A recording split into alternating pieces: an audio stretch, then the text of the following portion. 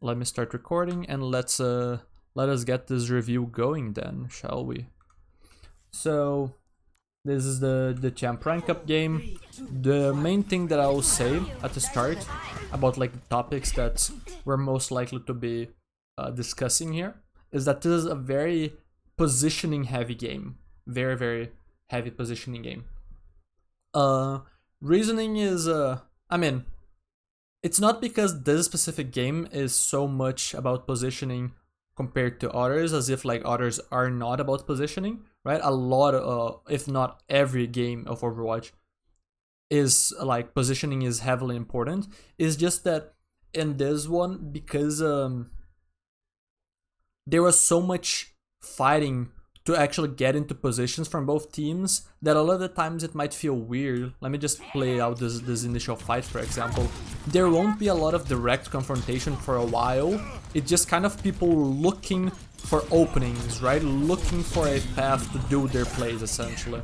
So we kind of just like wait for 30 seconds, not really doing all that much. Both teams are kind of just like poking here and there, and not even talking so much about like physical poke and throwing things at the enemy team, right? I'm talking about poking for openings, essentially, right? Metaphorically, right? So the Zarya is looking for a way in, right? Just trying to walk, just trying to bait a resource, right? She's kind of like poking this area in a way, right? Where she's trying to enable the team to push in, right? Find the opening to go in. Same thing with the Cassidy, right? Trying to earn the angle. Same thing with me. I'm looking for the opportunity to dive the backline, etc., right? And so this game had a very heavy emphasis on this positioning battle because the positioning was everything. The team that did not really have good positions would not be able to do stuff, right? Sure, like a character like Cassidy has a very powerful gun, but if he does not have sightlines to use that gun in, then what value does he provide, right? So that's basically the main aspect that I would take from this game and we're gonna be talking about. What a tough. Do you want to join VC as well to chat about the game and ask questions, or are you gonna stay in chat? Also, let me organize my tabs. Overwatch, and I need my pen, yeah. But coming back to your initial question, I can't check. Actually, let me just turn this off. I'm not gonna need streamer mode here. Bastion Crafts. When you're asking this question, what's your experience with the game? Like, what's your rank? How much time do you have on Genji?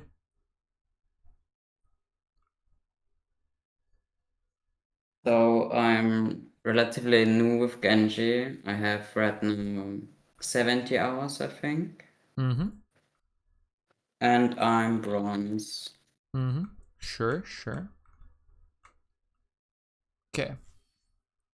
Play really safe, or only use or I only use dash if I can guarantee a kill.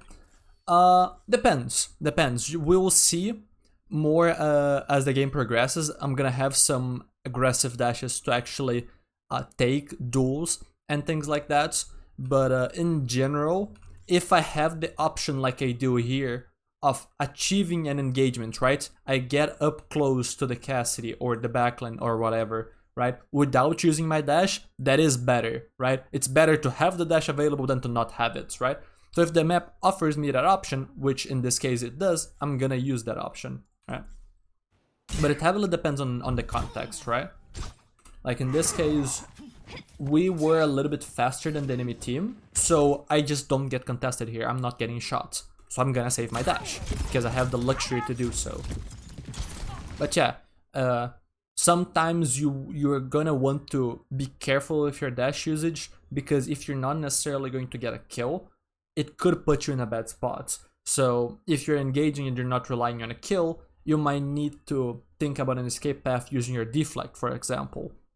Or maybe you're dealing so much damage that even without a kill, the person is running away, right? Things like that. So for example here, because I saved my dash, I can actually get out of the bad situation that I put myself in, where 4 members of the enemy team were looking at me, right? Whereas if I dash engage that Cassidy, I'm dead. And it's also it's a good extra comment that I could make there.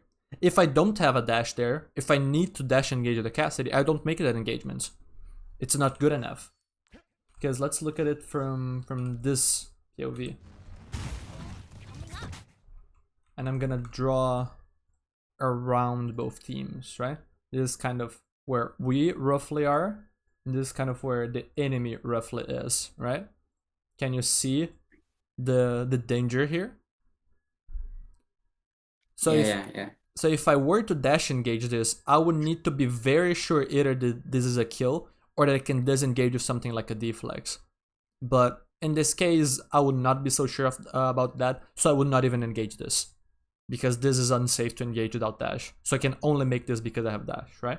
So based on the resources that you have, based on the situation that you read, you're gonna go for different types of engagements, right? Or not go for them at all.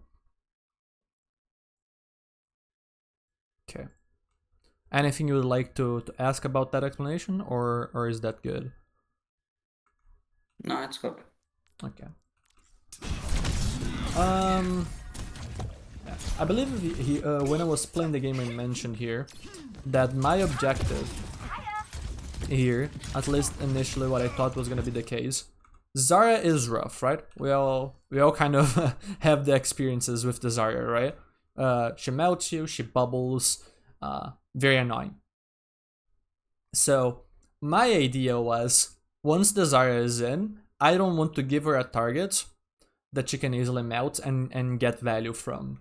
I want her to only be able to shoot people that don't mind it, like the Smalga.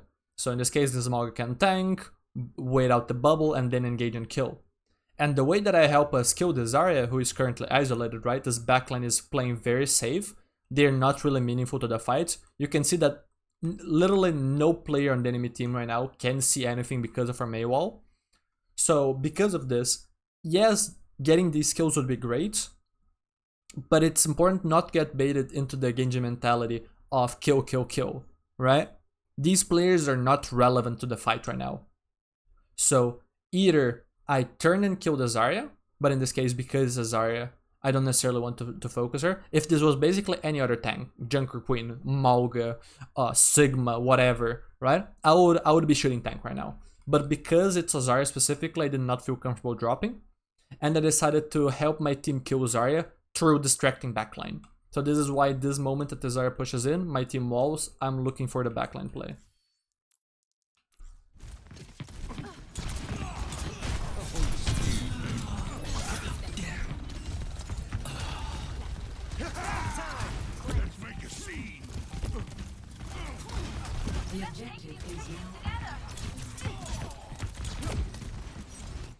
You can see that I'm AFKing here for a bit because I do not have resources.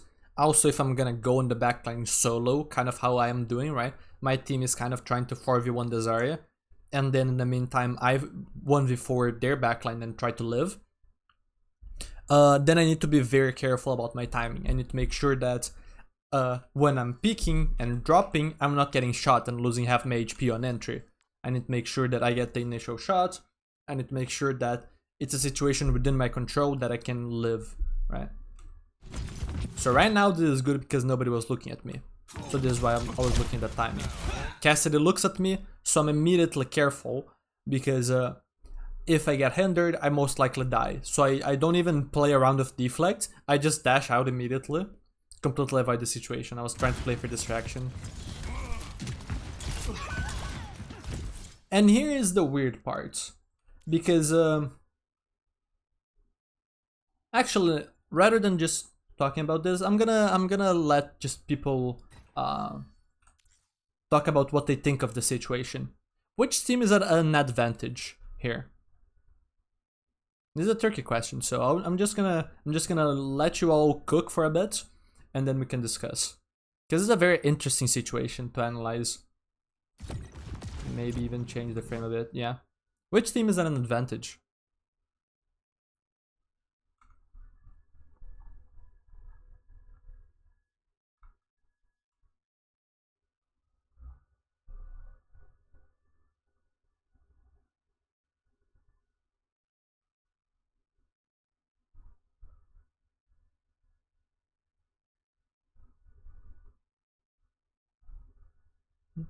Alan Boy is cooking.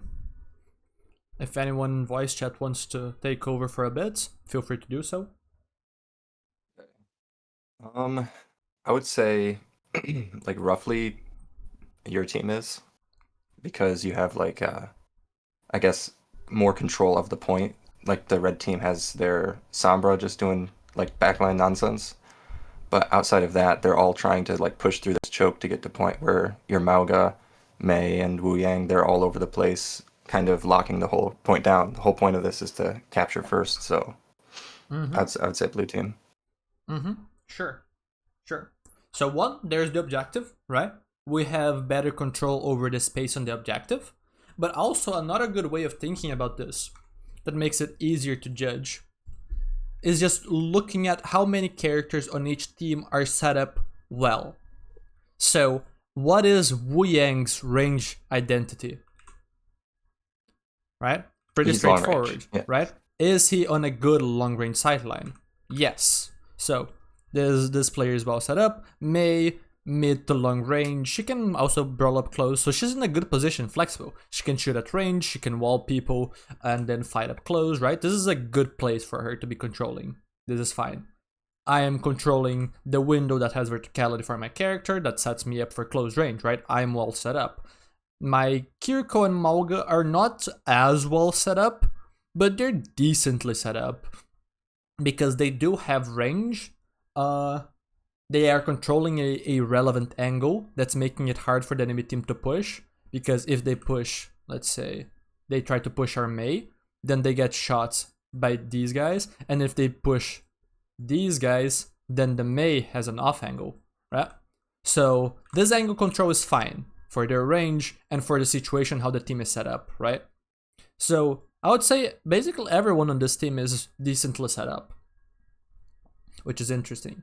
Meanwhile, if you look at the enemy team, Sombra is doing Sombra things, right? She's flanking, she's finding a good sideline for her, also on good targets, also a good angle. So sure, the Sombra is also set up. But what about all of these players? Are they set up to get the value that their character wants? The venture game today? No. Just this one. Yeah, no, they're just all locked behind tank in one choke. Briggs absolutely not. Zarya's doing her best, but no. Bap probably is too close as well, and the Kree's not on an off angle, so. Yeah. Regardless of which angle the Cassidy is playing, right? It's still like the... He isn't even on his proper range. He's not even in the fight. He's not even in the proper range, right? So regardless of he is in a worse angle or on a better angle, right? He's not currently in his range at all. So and it's tough because we're set up well, right? We're making the situation tough for them. So I would say no. The BAP, not really, no. Because he can't see really anything, right? Otherwise, if he could see things and shoot things, right, and support his team from range, let's say the Zarya's position here, right? The BAP would be okay, but not really right now, no. The Zarya, probably not. She needs to be taking more space right now. She does need to be careful about the Mei, but if her team has angles, then she doesn't worry so much about the wall. So I wouldn't really say no. And so if we look at it, honestly, it's only like the Brig and the Sombra that are well set up. Reason why this Brig is well set up right now is because she doesn't really have anyone to brawl. Like, it's scary for her to get up close to most of our team. So she's just existing here and zoning me. Right? That's kind of what she's doing. If the Cassidy were to move to an angle, the Brig should follow. And even if she's not actively doing anything by following the Cassidy, she is enabling him through the heal and preventing him from getting dove by me. Or at least easily. So she would be doing fine. So if you look at the difference in setups, we have much better setups than they have, right? Because we have more people well set up on what their character does. So in this position, even though my plays on the backline weren't really doing anything, if anything, the reason my backline plays weren't doing anything is because we are in an advantageous position. Which is funny, right? Like, I would rather the situation than my backline plays have more value because everyone in the enemy team has pushed up and is actively fighting my team from good positions. But Suffering from success. yeah. So you can see, right? Like, these players are really suffering from walking up. Zarya is half and she barely stepped on point. Brig has to be really careful here trying to trigger Inspire for the team healing. So our position is great. It's just that our team leaves our Mei. That's it. Wu Yang should not have vacated this high ground. This Mei should be receiving healing from one of our 2 supports. That's it. Our position is overwhelmingly good. Right? Any moment that they walk into 3 different angles. They cannot contest everyone. They're screwed. So here our supports is screwed up. Hey everyone, they're on the point. And yeah, at that point, they are allowed to walk in and I feel like I need to do something. Because we're gonna bleed resources the longer the fight goes on, so the fight's lost at that moment. But overall, it was really well handled by the team.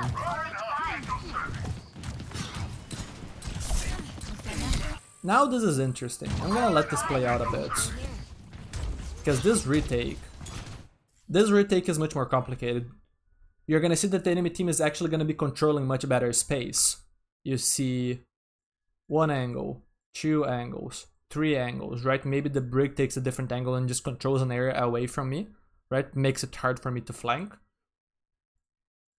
So I'm curious as to what y'all think. So I'm just gonna let it play.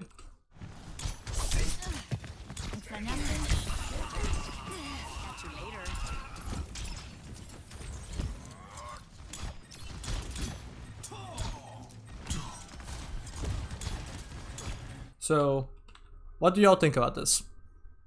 But what I'm doing right now? Should I be doing this? What am I even accomplishing or looking to accomplish? I guess you're just pre-marking the Sombra before the fight, forcing her out, and then making sure she can't dive your backline, pretty much enabling your team because you can't take any relevant angles with the Zarya and the Kree being pocketed. Yeah.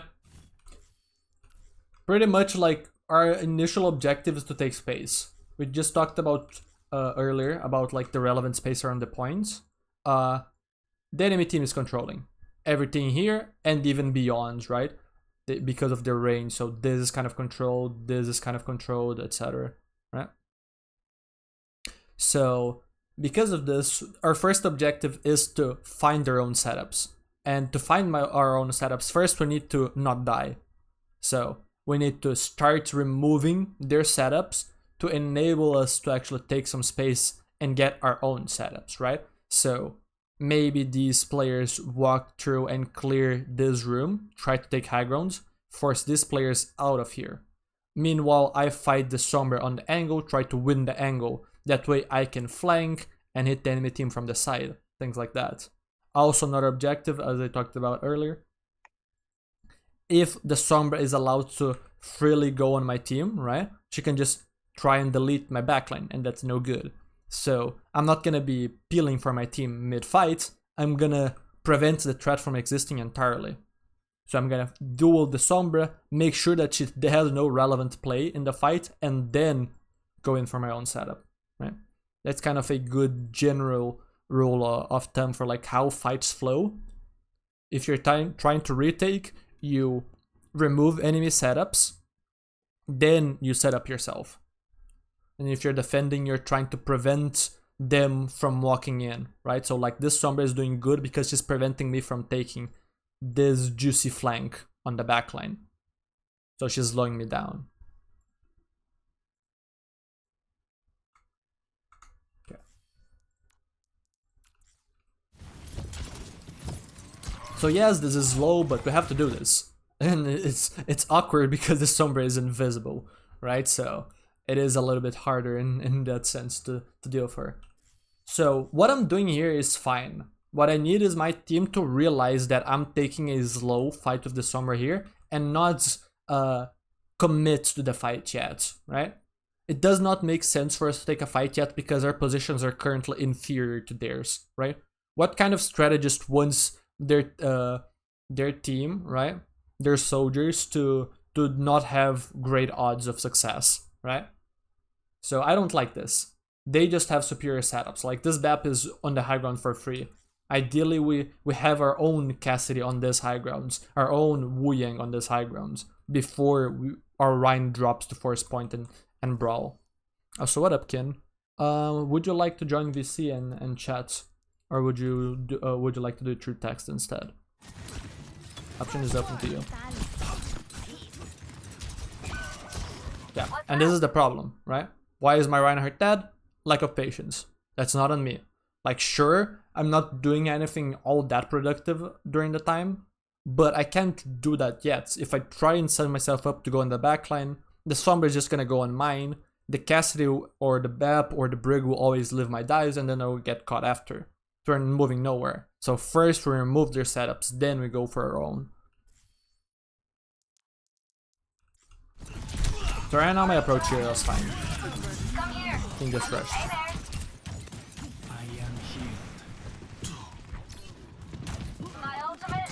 Oh yeah, this fight is interesting. I mentioned while I was playing this that I did not want to walk there because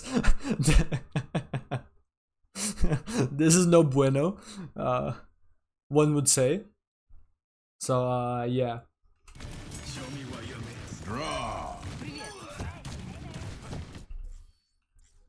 And yeah, because their whole team is stacked here. Wait, where was the team? Hello? Yeah, because the whole team was kind of stacked here. Like, it's so easy for the enemy team, right? This is why angles matter. Because let's say that all these players, right, with their deadly weapons come out here. What do these players have to do to nullify those weapons in their entirety? There's one simple answer that the enemy team has to that.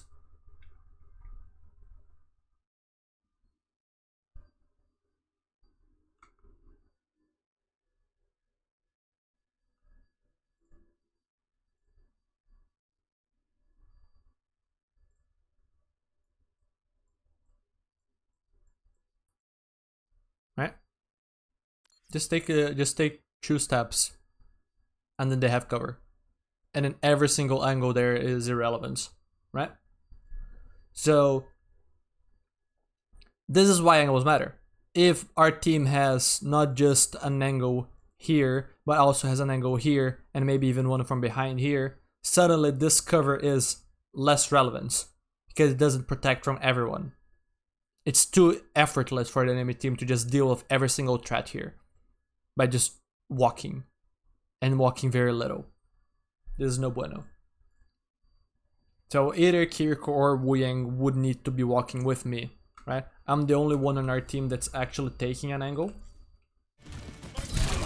And because I'm alone and I was distracted by the High Noon, I got caught by the Sombra. But if I have a support here, we can beat the Sombra easily, and suddenly we open up an angle. Suddenly I have a Wu Yang spamming from here. I'm keeping the Wu Yang safe because I dealt with the Sombra already. So there's no diver, and so as long as the Wu Yang doesn't die to poke, which he shouldn't because he has good cover to play around, then we're fine. And suddenly those players have a harder time actually dodging every single sideline, right? Is that making sense?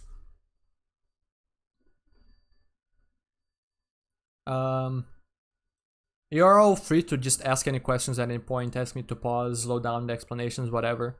So, just let me know. Hey there. Stay sharp. Konnichiwa.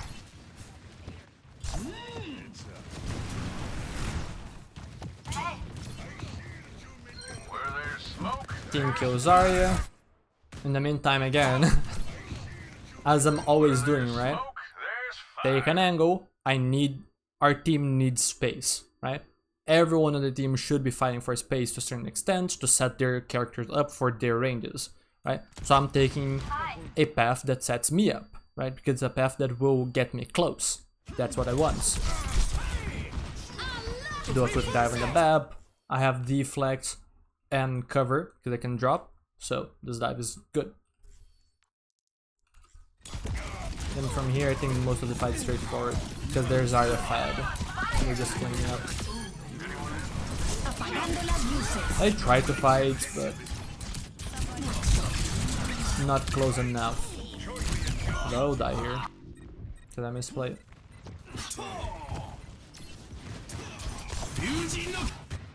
This is interesting, actually.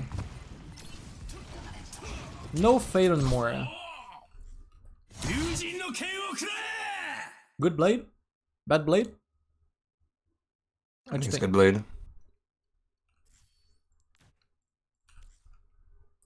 Why? Again, we're thinking about space. This is the main topic. What about the current situation is telling me that this opportunity, which guarantees one pick, is worth it? Because blade value is not in a vacuum, right? Like, there are lots of different fights that I can get kills in. But if I get kills in a fight we already won, it's a waste, right? If I get kills on a fight we already lost and I don't wipe the enemy team, then it's a waste. So, what about this specific context makes this skill valuable, in theory?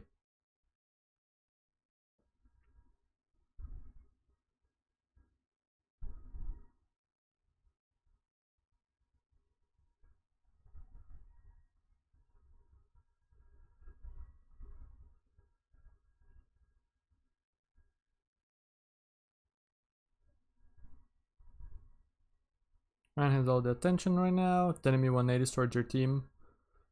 Yeah. Sure, to an extent.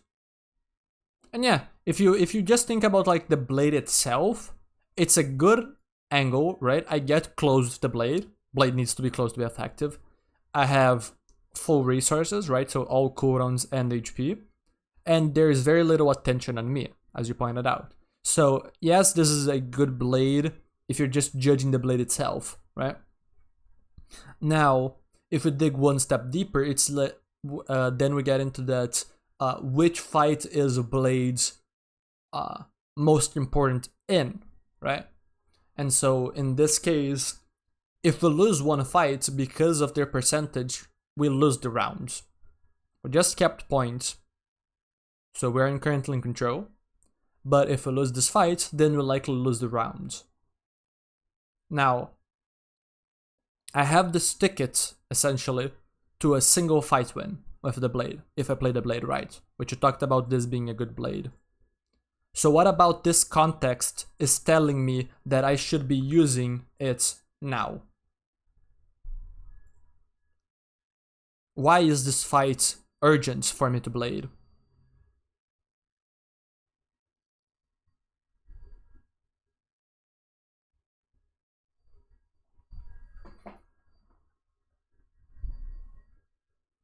I just think you should use it to secure the win.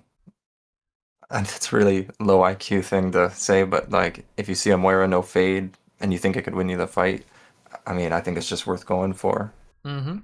Now, here's where I wonder, why do you think that securing this fight win, right? Is this just because you evaluate fight win highly, or is something specific about this fight that you don't necessarily know yet? You just have a feeling that it's important to win this fight with Blade. Well, they have ball, and a Moira Brig left uncontended probably keeps the ball up for longer than he should, makes the fight messy. If you just remove the supports, the whole rest of the team kind of can slowly crumble after that. They don't really have any ults yet, so they can't really win it with that. So they're kind of relying on their supports. Sure, they don't have any ults yet. This is a big one.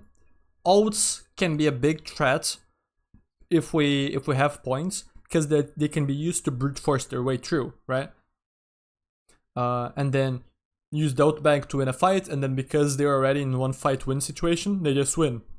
Now, it's not ults. In fact, we have better ults. But remember what we were talking about earlier with the space control? Let's do that exercise again with who on which team is properly set up, or how many, right? Before it was 5 players versus 2 players. We had a tremendous advantage over them. We just, our supports just screwed up not pocketing Mei. How many players on our team are currently set up? Let's go one by one. Kiriko, well set up or not? Yeah, it's decent. Yeah, it's okay. I would say 0.5, right? Let's mark it like this. What about this Cassidy? I would say it's also It's also decent. Mm. Sure, let's mark it as decent. What about the Wu Yang? A little bit less decent. I don't know where he could be. I think he's trying to stay with his task, kind of because they have Ball Sombra now. It's hard to take an angle without having a support on you to stop it, like you said with the Brig. Mm-hmm. Sure, need to be cautious. But yeah, But he can't do much, right? That's the problem, right? exactly. In a way, I would It's the rather best he have can this do. Wu Yang be active and risk death to actually be useful as a character. And if anything, if everyone on our team is well set up, then the ball is going to have a trouble diving, the Sombra is going to have trouble diving, because we're just going to be able to shoot them as they try to stage, as they try to close the gap, right? So, in a way, a lot of these setups that are more conservative, they make the dives harder, are making them the power of dive exist without the dive even needing to happen.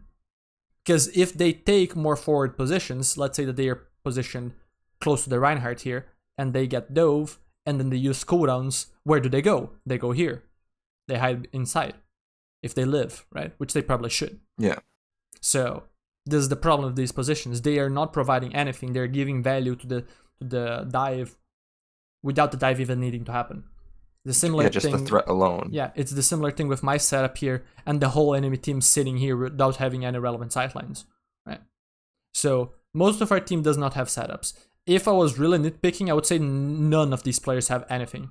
So I would say that we have 2 setups, mine and Reinhardt's. And mine I'm cheating with Blade because I'm using a second dash. I was coming back from spawn, so I didn't even have a setup. Meanwhile, enemy team is fairly simple, right? Cassidy, good angle. Ball, good angle, right? Ball is staging to make a good hit on our backline, right? Big pile drive, roll through opportunities, whatever, right? Also, if anyone tries to walk into points, Ball is just really close and ready to pounce, right? So, good setup. Brig, controlling a fine angle, has pack angles to support the team, right? Brig is fine. The Moira just came back, or just faded away, I don't know. This Moira is not well set up, because she's not in range to deal damage, and she's not in range to heal anyone. In fact, this comp doesn't need much healing because of Ball. So this Moira needed to be on an angle dealing damage, similar to the Sombra. So the Moira is not set up. The Sombra is okay. She's taking an angle on the Reinhardt right now, which might not feel like the best target, but if the Sombra is set up well for it, then this is fine. So this is the reason why I'm blading these fights, because the enemy team has much more space than we do. This will snowball. We will have less kill opportunities than they do. They will use those kill opportunities to keep taking more and more space, and they will be shoved off point. Or we will slowly lose the fight because we're trying to stay on point. My Reinhardt just slowly bleeds his shield, dies, right? So either we die or we slowly back off, lose point, and then we just lose again, right? So this is the reason why I'm blading. Because otherwise, if this fight was under control, if both teams had the same amount of space, then there is no rush yet. But because I see this emergency positionally, I need to do something. So I stop the bleeding. And you're gonna immediately see how this completely saves the point. Look at the difference in setups now. Right? It's night and day. Ball lost setup. Sombra to a certain extent lost setup. Kiriko and Cassidy gained setup, and Wu Yang soon will gain a setup. And this Cassidy also got first out because of it, because he got isolated, right? I can't believe how fast they literally all 5 collapsed on you. That's absolutely insane. Mm-hmm. Yeah. Even if I got a 0k, because they looked at me, we win. Like literally. Just positionally, if I get a 0k here, but they all look at me, we win. All because of positions. It's all about positions. The setups that the players have come first. The kills are a consequence of the positions that you take. The only exception to this is when players make mistakes, right? And people make a lot of mistakes in ranks, especially the lower you go in rank, right? But it's no excuse for you to just like say, stay main on Genji and just wait for people to feed. No, you take an angle, you make something happen, right? I'm gonna make a whole video on like Genji positioning, talking about this. But in a way, what I kind of did here was just like control my opponents into going to the place that I wanted them to, right? By blading and bringing them to me. Or earlier when I was just like controlling this high grounds and denying them really important sightlines over here and over here, because if they walk into these sightlines, then they risk dying to me, right? Because I'm here and ready to dive, right? So this kind of like value that's abstract, it's hard to grasp, right? Now we're fine. I stage, I hold a good position. How scary is the enemy team right now? We can even just look at this next fight like this. How scary is the enemy team right now? Not very. Now, if you're paying very close attention to this and you've picked up a thing or two already, what you expect to happen in the next 5-10 seconds? How will the enemy's threat level, let's say, change, right? Is there anyone that is setting up that is dangerous for us? Giving a lot of hints here. Ball Sombra, yep. Who should deal with this?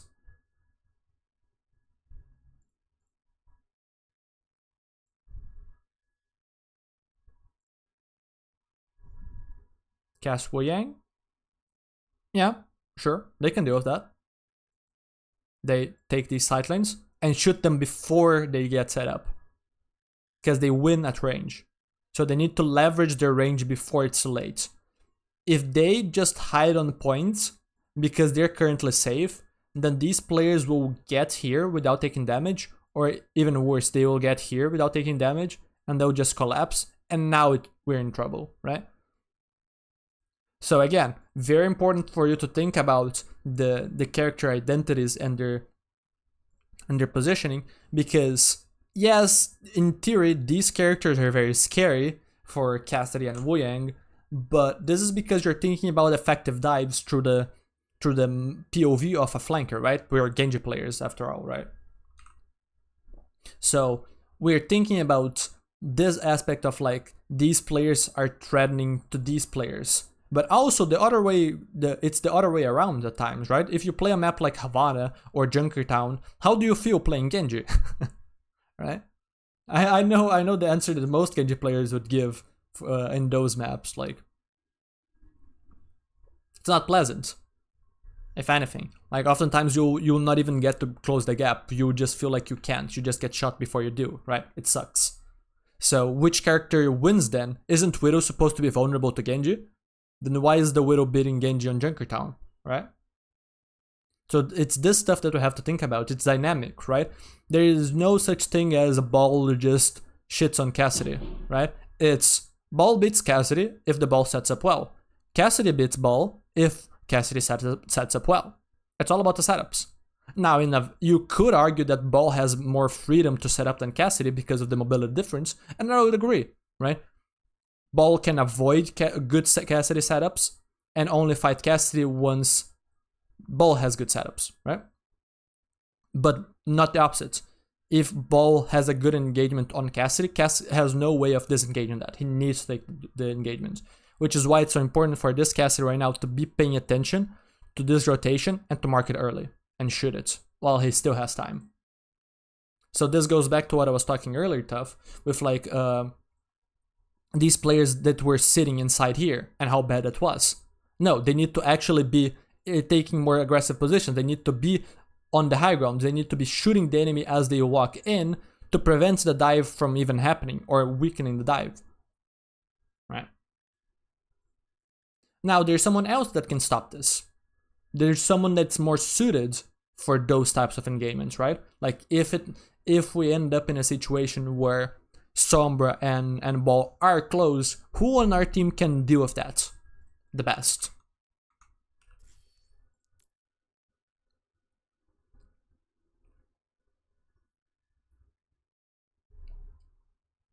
Ryan? Yeah, in a way, yes. Reinhardt is really good close range. So if Reinhardt for some reason was up close to those characters, right? They allowed the Reinhardt to close the gap, or they ran to the Reinhardt, or they didn't run away or something like that, then yeah. But usually that's not gonna happen, right? You're gonna avoid. So it has to be someone with more mobility. Someone that's good close range but has more mobility to match with the Sombra and the Ball, right? So it's me. Right? This is why I'm making this play. I had a setup on backline, but I ignored the setup. And this, once again, begs the question. Why am I not bothering with backline right now? How relevant is Brig? How relevant is this Moira? Right? That was, I believe, trying to rotate main earlier. How relevant are they? They're not really in the fight. Yeah. No. They're giving me the dive value already. If they were actively trying to push in through those angles and be relevant to the fight, then I do not move my setup. I just drop on them, whatever rotation they make, and then I let my team deal with the Sombra. I do not mark her. Because if I have something to do already, then I will do that. But because I was not doing anything here, and there was no prospect of me having to do anything here, and this threat came along that needed to be addressed soon, I decided to match that threat, right? I changed positioning and marked the Sombra. Traded 1 for 1. While Sombra rotate over there, I can go back to my POV. I believe I heard a TP or something. Let's see. Also, let me take my... what's the name in English for this? I actually completely forgot. The thing you wear with a zipper. Sweater? Not a sweater. Hoodie? Kind of.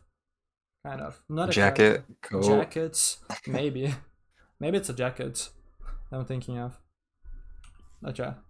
I don't know if you all heard right here. When was it? There. Right now. Sombra sounds this way, right? And so when I hear that Sombra sound from the TP, I immediately know what setup she's going for. Because I know what the character wants, right? I know what Sombra does, right? You just have to think, what's her range identity? What's her cooldowns, right? So Sombra wants to set up through a flank to fight someone at mid-range. What's a flank that gets her at mid-range? From this right side, right? That's what I'm dealing with. So if Sombra TP is here, she's either going here, which is less likely because she walks into my setup, or she's avoiding my setup, avoiding everyone's setups in fact, right? Bypassing it with her mobility, and achieving her own. This is it, right? So the moment I hear that, my instincts immediately tingle, and I go like, I know what she's doing. So I wait for my dash, I rotate, I mark her. Right. So very, very important. So in that case, the interesting aspect here is that I am playing Genji, but I'm not playing Genji through the lens of Genji. I mean, I am, right? I'm using Genji's kit effectively, right? I'm not playing Genji at a Caster Ranger or a Widowmaker Ranger or anything like that, right? I'm moving like a Genji, I'm playing at his ranges. But what I'm talking about is that I'm not necessarily looking for quote-unquote Genji things like diving backline or whatnot. I'm playing Genji through the lens of the Sombra. What is the Sombra going to do? Because I recognize the Sombra as the biggest threat that I could deal with. If I recognize the Cassidy had a very dangerous sideline main, I would be dealing with the Cassidy. If I was worried about this backline, I would be staying on this high ground and dealing with this backline, right? So in a way, a lot of my Genji play is not so much me playing for me, it's me playing to prevent the enemy from doing their things. Interesting, right? So right now, nobody is relevant. We successfully marked the Sombra. The ball was not able to do anything solo. And we can probably even look at ball's POV. Here. So, ball is gonna take Mega. And is now gonna go in backline. But guess what? There's no Sombra here. So this dive has no teeth to it. This is the value of what I did. So now ball is forced out. And now nobody on the enemy team has setups. Because they rushed, right? They did not all properly stage and then once everyone was ready, make a play. So now I calmly rotate to a better position. And guess what I'm gonna do here, right? Who has this carry setup right now that I can deal with? I'm staring at it, right? This is not a question that needs to be answered, right? It's ball. So I mark ball.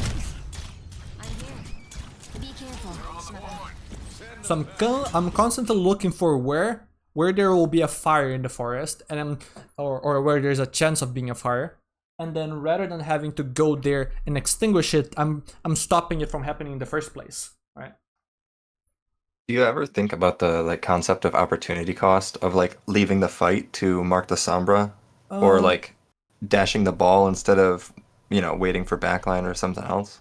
Yes, but not in the way that you might be thinking. I don't think about it deeply, but like, ooh, I'm constantly evaluating everything, right? Like, ooh, how let me grade this Cassidy strat level from 1 to 10 and compare it to the Sombra, and then, right? It's nothing complex like this. Yeah. It's, let's just say that I'm positioned here, right?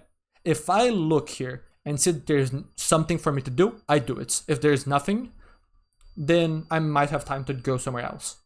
That's kind of it. That's kind of most of what you have to think about. If you are set up to do one thing, you stick with it. If you're not currently set up, then you probably have choice. Let's kick this off. Let the Kitsune guide you. So here, I'm not gonna change. I have already the ball to deal with. So I'm gonna deal with the ball, currently. Afterwards, I can think about doing something else. Right now, I am already forced into a Sombra duel, so I need to deal with that, right? I'm set up here. I'm not gonna just suddenly, oops, let me move away and let me look for a different setup. No, this is already what I'm gonna be stuck with for now. And to that extent, is what I'm doing correct? Because I just talked about not wanting to do this, right? Or not like I shouldn't be doing this, right? But I do it anyway, right? And this just lets someone play for free. Yeah, I would say then you should just keep marking the Sombra. And not just that, right? So now the Sombra is playing for free, and I still haven't done anything. Because I moved away from something I was set up to do to something that I don't have anything to do. Not yet, at least. Yeah, I probably would have dashed to where the Orion shattered to try to follow up with him. Yeah. This was just a little bit messy. Like, I got overwhelmed, so I did not properly judge. Like, before, my judgments on my decisions from what we discussed was like really good. Was like basically always accurate to what I should be doing in the situation. This one, it wasn't. So like, even if like my Reinhardt dies here, the most important thing here is that like, yes, the Reinhardt is doing something. I should keep that in mind when it comes to my decision making of like, should I make something happen now or should I wait? Well, my Reinhardt is actively fighting, so ideally I should engage. But sure, I should engage. Can I follow up on a shatter right now? No. So what should I do? I guess keep marking Sombra. Do what you can do what's in front of you. Yeah. What's within your scope. Yeah. This right now should not be my worry at all. Whatever happens here happens. I have no say in this. Literally the only thing I can do from this is input this information into my brain so that maybe later on in the fights I do something about it, or I just recognize that since my Reinhardt is doing that and zoning a lot of people, I have the luxury of taking this Sombra duel with my Kiriko help because he is 1v3 or 1v4. So I'm gonna be using this information not because I need to help this Reinhardt, but because this Reinhardt is a great distraction for us to win this this fight in the angle. So I misjudge here. And in a way, this is where teamwork becomes toxic. By trying to work with my Reinhardt, I actively threw this fight. Because I lost value. Yeah, I'm actually finding that a lot myself, trying to play with more of like a team-based play instead of solo play. It's Genji Genji can be looked at very, very differently than how he is in solo queue. Trying to play actively with people is very difficult. If I was aware of Kiri's presence, I don't know. I don't know if I was. But even if I wasn't, I have deflect there, so I can stall the Sombra, and I can at the very least, if I'm scared of pushing out, I can stay here and she can't push, because if she pushes, she's risking getting one shot by me. If she TP's true, I can shoot her out of stealth and I can still fight her. So despite me being on an HP advantage, because of the range signatures of the characters, she cannot push through, even if I'm at that HP, because I'm not low enough for her to be able to brute force it. So I should just sit here if I don't know that there's a cure there. I should not push over here. But yeah, it's very interesting to think about this, right? The toxic teamwork. Usually the best teamwork is just doing what your character can do the most effectively, whatever that might be. Be that helping the Reinhardt because you're set up to do so, or using the Reinhardt and literally letting the Reinhardt die so that we win the trade elsewhere, right? I do have one question about this Moira fight. Mm-hmm. So your Reinhardt died, they're at 99, you're at like 80, so it's next fight. Next fight dictates who wins. Mm-hmm. Knowing that, I think taking the fight with the Moira is just way more risk than it necessarily is worth, instead of just like taking it easy, chilling and living, and so what if there's a Moira right there, I need to stay alive, make sure I'm in the fight for the last fight. I think you're overcomplicating it. Just look at this engagement in a vacuum. Am I set up for this? Can I take this fight? What are my resources? Wu Yang pocket, nearly, say 3/4 health, and both cooldowns. Yeah. Not the best range, but not the worst either. Right? And if we just move forward like a little bit in time, boom, close range. This Moira fight is fine. Right? Because I know that we have enough space here that I can make this play and always dash back to this high ground. Or I can always dash here if I need to, right? And also, even if I don't have an escape, this is just a fine duel to take, period, because this is just a duel that I'm set up for, right? So here I just missed shots, that's it. I missed shots because I was under a lot of mental pressure during this match, because it was my champ game. So then I started losing the duel because of it, and then afterwards the Sombra flanks, and then I don't react properly. So the fight is fine, completely fine, because we were set up for it. And the context of the fight, right, the context of the battlefield with everyone's positions made it so I was not just like pushing out in no man's land to make the play, right? I was in a fine position to do it, and I just missed the shots. Right? That's all there is to it.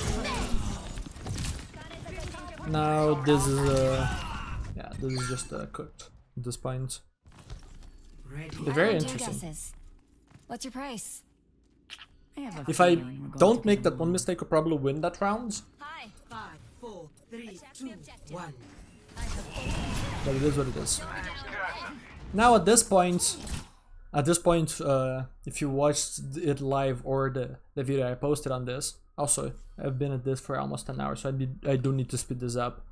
The good thing that because we have already front-loaded most of the information about positioning, the rest is fairly fast to analyze, so we can go through this fast. But I was more aware of like what the Sombra was doing, and especially my mistakes towards the Sombra. Right, a lot of my engagements were getting screwed because the Sombra was in kind of PO mode. She was not going for her engagements yet, and that's bad. The Sombra was not like, it's not good for you to play the Sombra that way, because you either get 0 value or you barely stop a play. Like if I was on low latency, the Sombra is just like completely throwing the game by doing that. But because I was not only playing on high latency, but I was also not accounting for the PO Sombra. Like my brain just kind of didn't register that because it's just such a bad play. That's a tendency I have that can be exploited by high ranked players if they know it. Like I tend to just completely ignore bad plays and make bad plays good, because my brain just doesn't register them as a possibility. But now I kind of adjusted here. So right here I was thinking, I know I was looking for the Sombra, I knew the Sombra was somewhere here, right? I saw the hack, I believe I saw the Sombra too. So like, I back up and make sure that if I even get hacked, it's not a problem. And it wasn't. So now, what am I doing here? It's fairly straightforward, right? Because of what we already talked about so far. I'm controlling space. That's it. Making sure that if these backliners want to be relevant to the fight, they have to walk through me, which they don't really want to. And once my codons are back, if they are close, I can fight them. So you can see, the more is stupid, the more is trying so hard to counter me, and then she drops on me and immediately gets slapped in the face. The Sombra that was trying to counter me by staying in her own backline doing nothing to maybe catch me, throwing, right? I gave her value by mishandling the situation. Here I also end up giving this more value because I don't hit enough shots, a little bit. But even then, you can see that because my opponents did not get the space, right? I was denying them this angle, I was denying them this angle earlier and stuff like that. Our team can kind of stay in this position and be fine because they don't have enough threats. This Genji is not set up well enough, this Mori is not set up, this Sombra is not set up, neither is the Brig. The ball is trying and the Reinhardt is slow, but they're not gonna break through. We have good enough positions that any push here gets them killed. So our Reinhardt right now is doing great. He's living, he's absorbing pressure. And so the enemy team is just gonna burn a bunch of resources on a fight that they're not set up to take. And so they eventually just get forced out and die.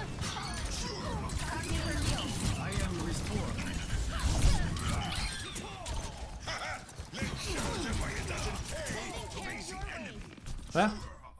I barely had a chance to threaten a kill in this fight, and yet I did very well. I'm not gonna say that I carried that fight, everyone on the team did their jobs, right? Everyone controlled relevant space. It's just that the enemy team did a worse job at that. And because the enemy team did a worse job at that, even if we ignore kills, right? The enemy team just died because they made mistakes on their way out, we would have kept points. Because their positionings were superior. Checking the stronger rotations, and I'm gonna mark them. Because right now, again, not relevant positions yet. So, because there was nothing for me to do here, I'm gonna do something now. Yeah, Sombra fakes me out.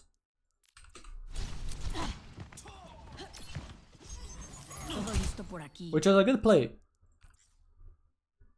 This time she actually made a good play rather than, let's say, sitting on her backline and waiting to catch me, right? In this case, she actively sought an opportunity on me, right? It just so happened to be one that kind of protects her team in a way, but it doesn't. But the intention of this play is different because it's better set up. You could argue that she staged on me, right? Which is not something that she did before. But yeah, my team protects me. I was not in quite a bad enough position to die there. And once again, the enemy team does not have positions, and we do. So what happens? They die, and we don't. This is why if you see a coach analyzing a game, they will almost always be able to accurately predict which team wins a fight before the fight actually starts. Because they can judge which team is more likely or which team is better set up, right? So through their setups, people can execute their character's effectiveness and generate value output. So if you just judge that and check if one team has more value outputs, then that team has more chances of winning the fight, right? So yeah, just because of the staging that each team has, right?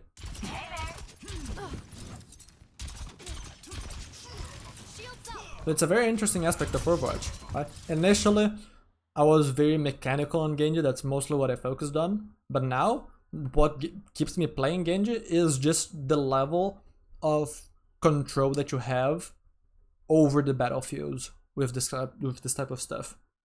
Because you're a really good duelist, right? And you have the mobility to take most positions in the game. Cassidy does space control. Every character does space control. But Cassidy is not as good at taking positions as Genji because he does not have the mobility to do so. He cannot disengage from bad situations. He cannot take positions as easily without being confrontational, right? We saw a lot of the times how I took positions by using dash or by simply pathing in a way that the enemy team cannot engage without using cooldowns to go to. And at that point, if they take the duel, they're at a disadvantage because they saved the cooldown that they didn't or something like that. So I'm playing chess. I'm not playing Overwatch, I'm playing chess in a way. Again, control the angle. What do you think is gonna happen when every single enemy player has walked through this one angle? Are we scared? Actually, if we look at these positions... It looks like you are positionally. Yeah, both teams suck right now. These players are poorly set up, right? This player sucks, right? The more in the Genji. But also this Kiriko sucks. This Brig is arguably okay, although she could be holding more proactive space maybe. Maybe somewhere like here or something with me. I don't know, maybe further in the room or something. But this Brig is not terrible. But what is this Cass doing? This Cassidy is so afraid of the Sombra that he has already died in the fight. He's so afraid of dying that he has died before he actually dies. Because he's already relevant to the fights, right? So that's the funny part, right?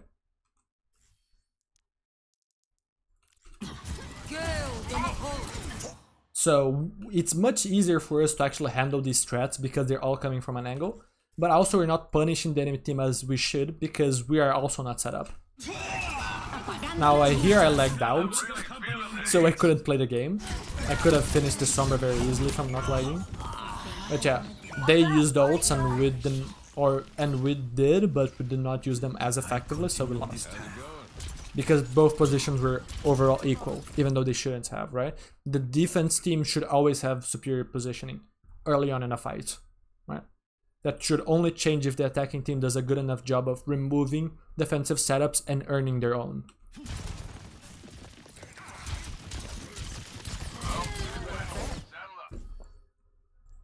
So, really quickly, is what I'm doing right now good or not? Yes. Don't need to explain it. Just keep going. Now I was still lagging, so I was a little bit scared here to actually go for plays. And you can see how it sucks, right? I did not earn the flank, because first I dual Sombra, then I dualed Ram, so I was forced to run away. So I did not earn my setup yet. And worst of all, no one on my team has. So it's just a brute force fight. I don't know why the entire enemy team is stacked here. Like, this is awful. Like, this is truly awful. Even if they had, like, Cassidy a soldier, the Cassidy should be here, the soldier should be here, right? They should have angles. But yeah, like, this fight sucks because no team has setups. If they had setups, we would already be dead. If we had setups, the enemy team would already be dead. Now I earn my own setup. And we do a little bit of a better job on the fight than they do, so we just win. And from here I think that it's not really worth talking about. Yeah, the retake just sucks, I think.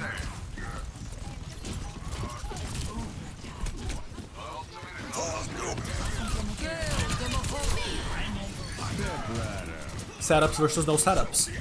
We threaten kills and everyone on our team is chilling and not really scared of dying.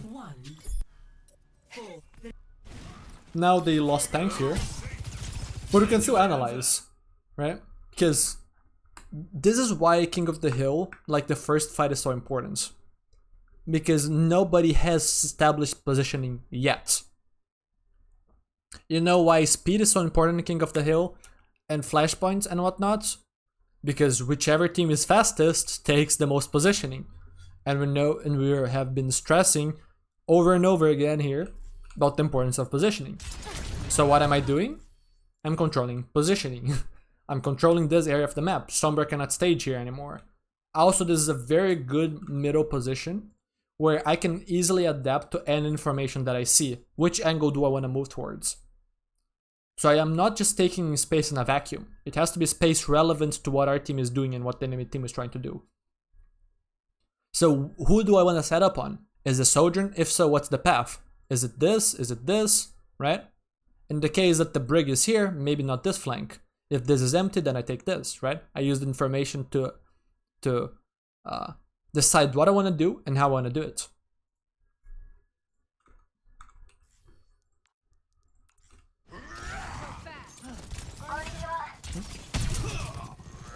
Our team is controlling left, so I want to try to control right side.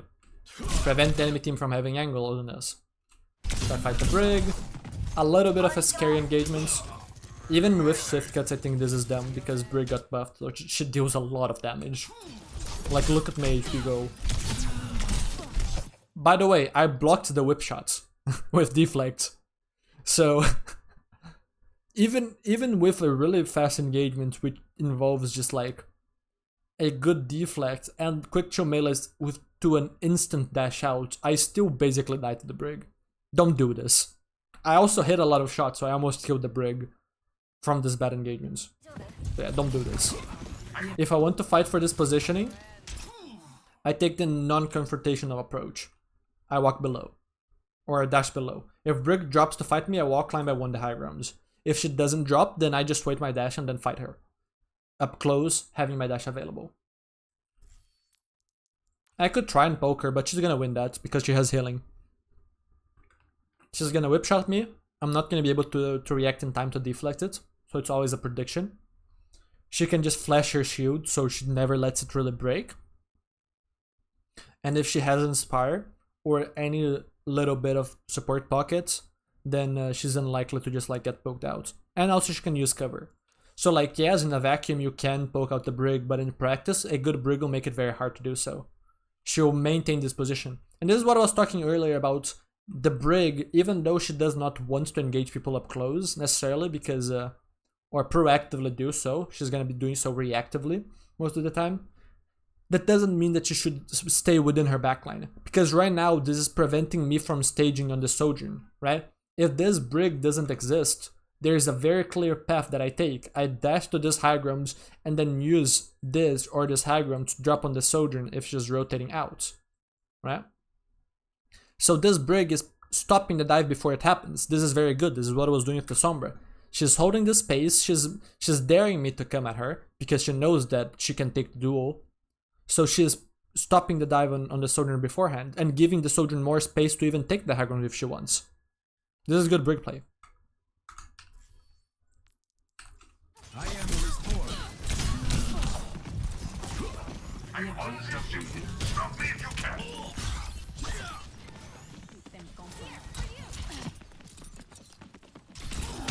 How's it going? Fighting for positioning. I'm trying to earn my setup here on the right side. That's what I'm doing. If I'm...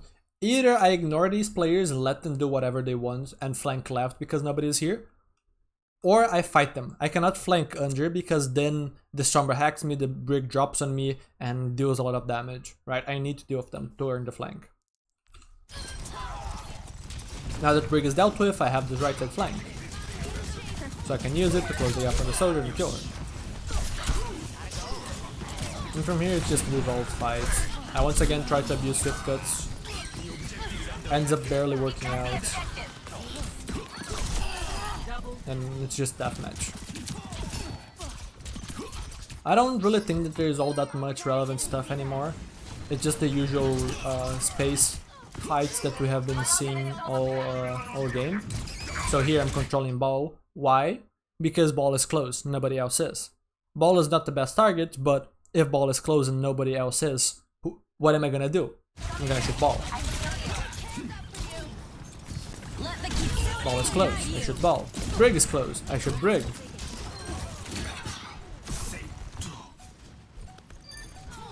And then this is game.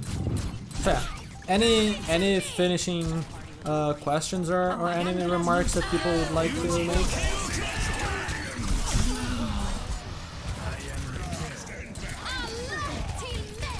I mean, I think it's just an interesting concept.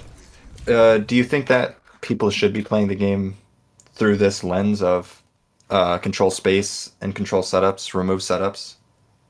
Yes. As like a generally just guideline for like a template for every game they play? Yes.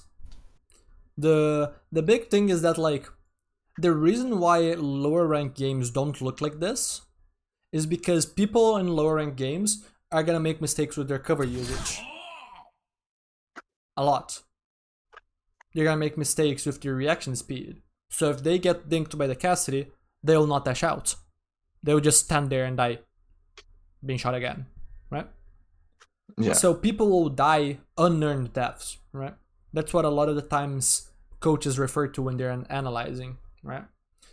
It's deaths where the setup that one team had over the other was not good enough to cause a player to actually die. That player just messed up somewhere, either their cover usage, their ability usage, or something, right? Because they had an answer available and they did not use it. What you want to have happen, right? Or what happens when both sides are playing properly is and they're not making these silly mistakes, is that the team that achieves the superior setup is the one that's actually gonna be able to get the kills, because they're just better set up to do so, right? So they have higher chance of landing shots or kill shots, let's say, on Cassidy, because that Cassidy just has a better angle than the enemy Cassidy, right? Genji has a better chance of killing the enemy backline because he is actually up close, whereas the Sombra is far away, or something like that, right? Mm-hmm. So this is why even the game doesn't change from low rank to high rank. It's just that the failure points are gonna change, and so the gameplay ends up drastically looking different, despite the same concept still applying. Right? So if in your games it doesn't look like this because people are just dying without you even setting up, that's no excuse for you to not set up, right? If you set up, you're probably gonna get even more kills, because you're instead of only being handed kills when people make mistakes, you're now gonna be handed kills whenever you have a superior setup.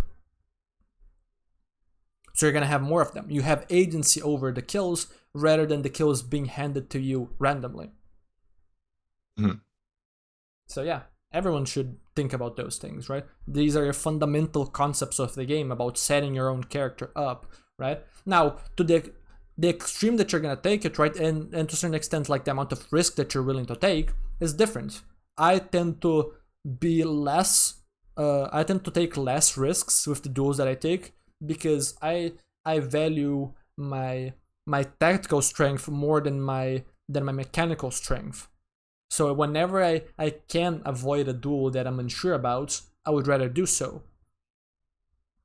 But a player that is more mechanical, less tactical, if they have a duel that is 50-50, right? Or in theory is 50-50, yeah, just take the duel because you're confident in it, right? You practice it a lot and you're generally good, so it's not actually a true 50-50, right?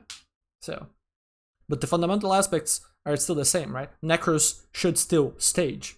Advocates should still stage. Doesn't mean that they shouldn't. And one of the most common things that you're gonna see from higher ranked Genji players is that the moments that they fail are not the ones where they are not able to mechanically execute. They almost always are. It's just in the moments where it feels like a mechanical failure is actually because their setup sucks, right? How many times have you dove a target, dealt 400 damage to them, and they didn't die? What's the issue there? Is it your mechanics? Did you not land enough damage to kill someone? I blame support cooldowns every single time. They should have died. They shouldn't have got that much healing. Supports suck. Suzu should be removed. I usually say things like that. Yeah. And it can be true, right? It can be frustrating, or maybe even the balance can be wrong. But the most important part is that you know those cooldowns exist. So if those cooldowns exist, I still did it anyway. If the cooldowns exist and your staging is not good enough to kill through it, right? Usually it's gonna have to be you and someone else on your team, right? To be able to burst through a lamp or something. Then you shouldn't expect a kill yet. You should first bait it out and then you can expect a kill, right? Yeah. So does all of that make any sense? Does anyone else have anything that they want to talk about?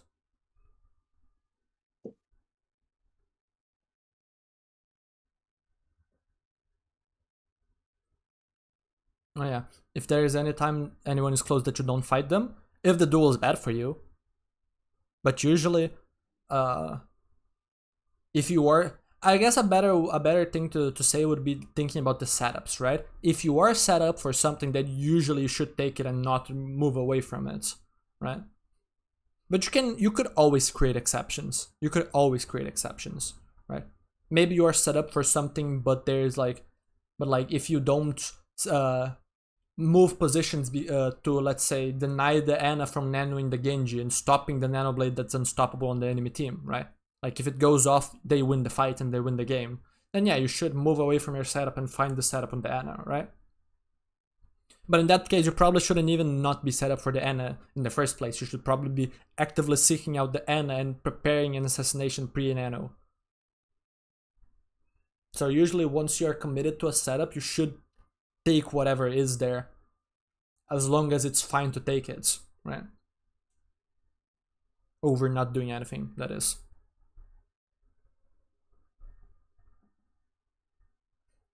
Alrighty. This will be it then. Let me stop the recording.